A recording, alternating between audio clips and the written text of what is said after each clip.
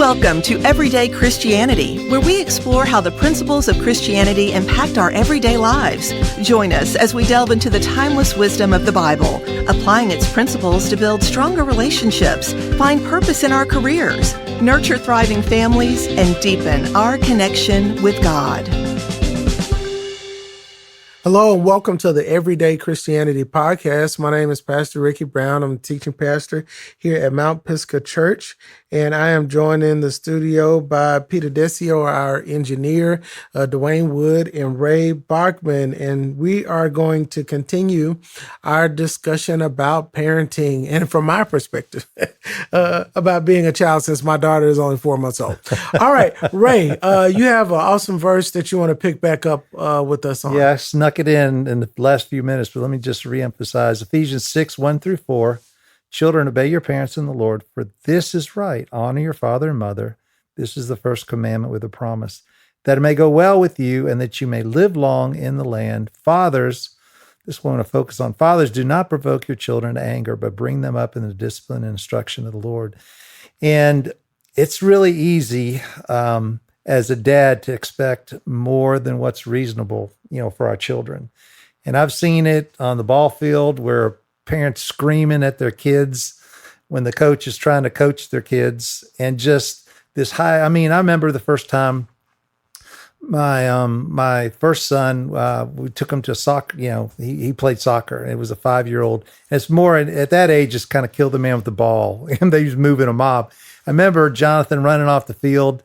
He said, "They're kicking me." I said, "Jonathan, get in there. Don't you worry about it." And my wife got all of me. She goes, "You need to be thankful. He's got 2 arms and 2 legs. He may not be the best athlete on the field, but he's your son." And she put me in my place. And I realized I had unrealistic expectations. I was really provoking my son. Get in there and hit those kids. Don't let them kick you. And I think a lot of dads fall in that trap of wanting their kids. It's a great thing to want the best for your kids. It's another thing to push them and pressure them into areas that they're just not gifted in and they're not equipped for. Duane, you probably have a lot of say about that. I've always told my children as they were growing up that my job is to help them discover what God has intended for them to be and do.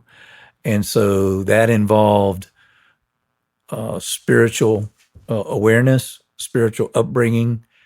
We were in an environment my job was to make sure that we were constantly in that environment. But we also, I would at times direct them and guide them with things that I saw and things that they had passions about. But ultimately, I will tell you that my children are all pursuing and doing what I believe God has drawn them and asked them to be and to do. It's been a blessing, and I think it's interesting just to sit back and watch as these young men and women begin to have their own families, and we're at 8 grandchildren. We got one more that'll be here in another week or so. So we're experiencing a rapid expansion of our family, and it's interesting to watch these young people that you poured into that are walking with God. It's interesting to see them going through, Ricky, what you're getting ready to go through. Yeah. But dad's responsibility is an awesome responsibility. Moms are the rock of the house, but dad's responsibility is an awesome responsibility of you can make or break your children. Yeah. And that goes for boys and girls. Yeah. You can make or break your children depending on whether or not you choose to do things God's way or if you want to do them man's Rick, you've ways. seen that, hadn't you? You've seen that in adults. I have. One of the best analogies I've heard is as a man, as a father, you need to decide what kind of force are you going to be in your children's life. Are you going to be a headwind or a tailwind? All right, now I'm not a pilot, so explain that to me. So a flight from Dallas to Atlanta, you're just going straight east. With a headwind, it could be 2 hours and 20 minutes. With a good tailwind, it could be an hour and 45 minutes. Now, some people may say, oh, that's only, 35 minutes more. What's the big deal? The point is that your kids may develop or get to their destination in life a lot later, and you could have been what was preventing them from developing and maturing. Or you could be a tailwind. You could be literally pushing them in a positive way, a positive force behind them toward the things of God. But the thing is, you're going to be one or the other. You're probably not going to be neutral. Yeah, I think this fathers do not provoke your children. A lot of that can center around dads having a preconceived idea of what they want their children to be. Yeah. And their child may not be wound up or made that way to be that person. Yeah. I have 4 children. Ray, you've got 3. Yeah. Every one of them is very, very different. Mm-hmm. They all have different aspects of my wife and I and our families, put in all different kinds of fashions. And we have 2 compliant children. We have 2 strong-willed children. Mm-hmm. And again, I believe it was James Dobson who I claimed to be one of my mentors. Sure. He was the radio guy, him and Larry Burkett. But sure. You need to allow your children to be the people that God created them to be. Mm-hmm. And be the tailwind, not the headwind, right, Ricky? Yeah, absolutely. Another application to fathers don't provoke your children is don't say one thing and do the opposite. That is frustrating because you're requiring of me hypocrisy. There you go. You're requiring of me a standard that you are not modeling. How often, do we see younger men making an excuse of why they aren't faithful to their spouse? Well, this is what I saw my dad do. And it's don't say one thing or require one thing and do the opposite. Yeah, talking about this, Duane, you're talking about this expectation of our kids. I think I mentioned this story, but I remember my second son, David. I remember it was like bring your child to work one day, and I remember one morning we had breakfast with a client, real nice breakfast, and then we had lunch with another client, and went golfing later on this afternoon. And he said, "Dad, I want to do what you do." I said, "Well, David, we do sell insurance, but we do spend time with our clients." He goes, "Yeah, I think that's what I want to do." Well, sure enough, probably a year or two later, he was in his probably 16 or so years old. And he said, "Dad," he said, "I really feel like God's called me into ministry. And that means I don't think I'm going to be able to work with you." He was just kind of wanted to get my feedback. I said, "Dave," I said, "I would love for you to be with me in this agency, but hey, if God's calling you to that, I am going to be your biggest fan. I'll cheer you on. That is fine with me." And I can just sense kind of a relief because, again, a son always wants the father's affirmation, and that's just a natural thing. And so I've seen him grow and develop, and God's done miraculous things with him in ministry and his wife and on and on. But again, you may have a grown child that we're talking to you now. You're a parent of an adult child, and maybe they didn't do the things or pursue the areas or wind up, the way that you wanted them to. But we're here to say, be their biggest fan, be their tailwind, right? Mm-hmm. Change the future, because a child always wants the parent's affirmation, Absolutely. and it's so important. And I don't care how old your son or daughter is at this point in your life, you can still be that tailwind that can make a difference and come alongside them and be their biggest fan and see their life really progress in a more positive way.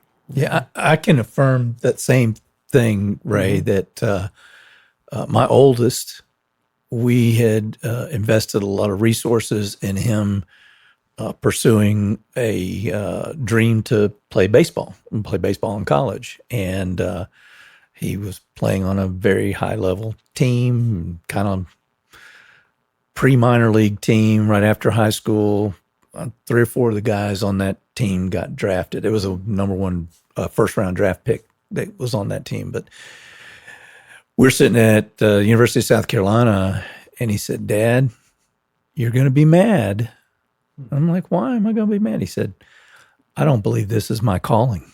Wow. He said, "These guys, all they think about is baseball." He said, "I have other interests. I like doing stuff in the church." He was involved with doing church activities. I like academic. I have other interests. Yeah. I'm like, "I'm not." And I reminded him, I said, "My job I told you, is to help you figure out what God wants you to do." And so That's probably a relief. it probably was. Kids do that. They look for affirmation from their parents. Absolutely. From their fathers in particular. But then there's another side of this verse about children obeying parents and honor your mother and father. So what does honor your mother and father really mean? And if your mother and father are abusive, have been abusive, not necessarily abusive, but just have not been, they've provoked you over the years, whose responsibility is it to honor them? And it's the child's responsibility. And so that goes back to maybe what we've talked about previous a little bit, but don't let anger, don't let things fester. It hurts the child. And it specifically says here that it may go well with you and that you may live long. Yeah. And so we would assume that if they don't honor their mother and father, then there's going to be consequences. Yeah. There'll be consequences. Yeah. And so I think that's something that a lot of people want to glance right over, that aspect of this. It's like, don't provoke especially them. you see this in like the Oriental culture, is there's even more of a reverence for the elderly. In our society, there's not as much reverence for the elderly. I even see that in my business world. These young people coming out of school, they don't really want to be mentored. They want to be cut loose because they think they've got it figured out. So there is something about honoring superiors and people of older age, and obviously parents is a big thing, but it's not as prevalent in our culture as I see in some other cultures. Yeah. Well, I'm not sure. I'm not sure why that is. Although in all the other cultures, families tend to live closer together. Yeah, I remember right. a guy in graduate school, and we were talking, and his objective was to go home and build a wing on his parents' house and get married. That's what they did. Okay. They didn't go get another house. They just added on to the house That's they funny. had. And so many generations living together under the same household may produce that more than our culture does. There's one last verse if we have time. Oh, we have 1 minute. Okay. Grandchildren, Proverbs 17:6. Grandchildren are the crown of the aged, and the glory of the children is their fathers.